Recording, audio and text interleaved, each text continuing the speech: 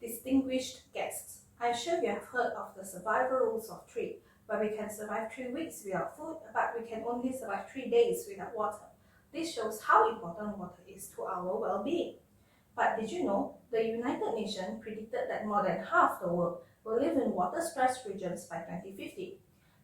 So, to counter this, scientists proposed 2 methods, desalination and reclamation, to produce more water. But can you imagine drinking the salty seawater or the dirty wastewaters from God knows where? Perhaps you might even think, is that even possible? Well, let me tell you, yes, it is indeed possible with the help of filtration membranes. So how exactly is this membrane created? Well, the conventional method involves a rubber rolling step. So what we do is we pour the chemical onto a surface, then use a rubber roller to remove the excess chemicals, just like how you would wipe your car windscreen after the rain. However, this approach results in a membrane that restricts water passage and produces a lot of chemical waste, which is a big no-no nowadays. So the question is, what can we do to improve this situation? Ladies and gentlemen, inspired by the humidifiers that we use daily, my research developed a mist-based approach where the chemicals were deposited as mist without generating a single chemical waste. This results in 17 times less chemical usage and could also produce microvoids within my membrane, just like a sponge.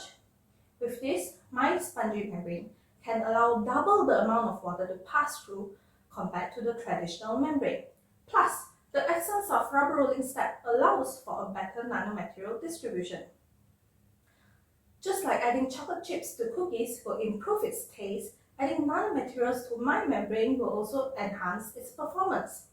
The nanomaterials, which loves and adores water, acts like a magnet, attracting water over to the cleaner side. So by adding nanomaterials, my membrane performance increased by 25%. This meant that my newly developed membrane can produce clean water at a much faster pace. Such results show that these 2 novelties, the development of mist-based approach and the incorporation of nanomaterials, are great approaches in forming eco-friendly but nevertheless still superior membrane.